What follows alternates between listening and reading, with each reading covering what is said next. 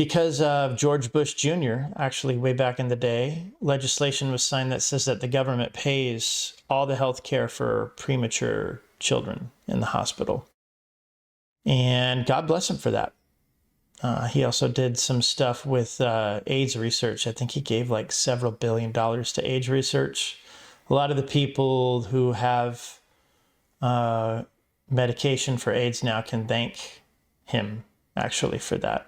Oddly enough, not one of the things that George Bush is more well known for. But anyway, it became quite clear that because it's free, right? It's free healthcare. Hey, let's just keep them here as long as we can. And they started to get really creative in their excuses for not wanting him to leave. And they basically just said they're not comfortable.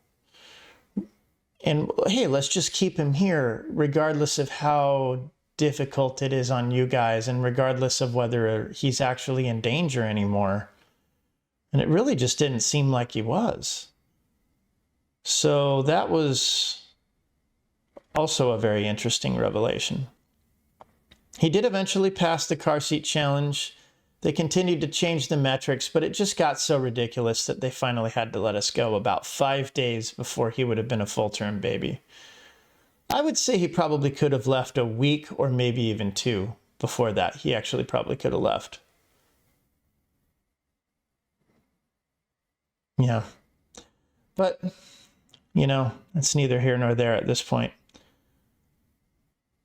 Now you got to remember, all this was happening during the fervor, the ascendancy of the COVID crisis, right when everybody was at their most distrustful, their most fervent, their most disagreeable.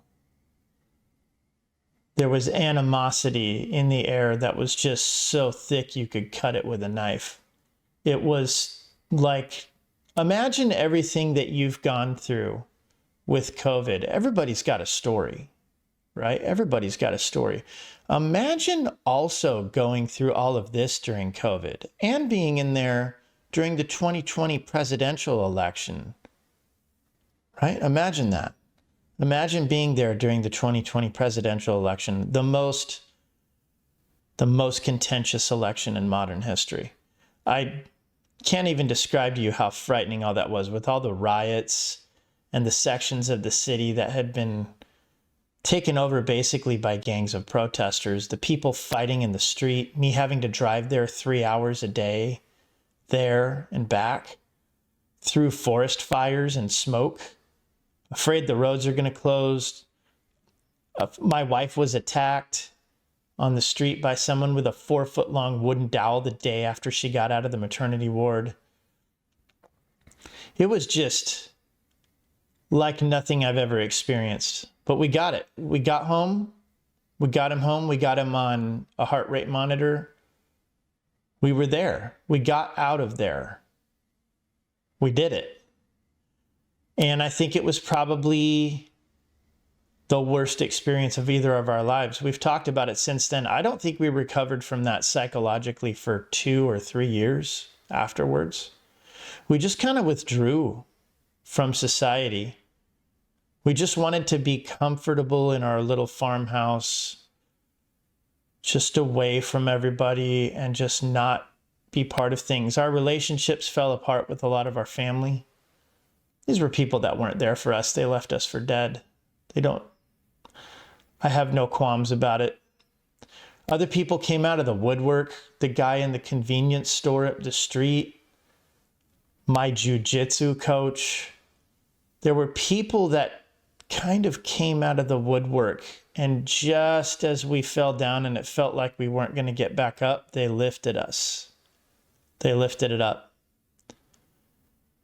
They lifted us up. And I'm thankful to them for that.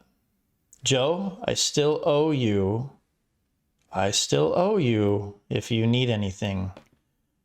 You saved my house, brother.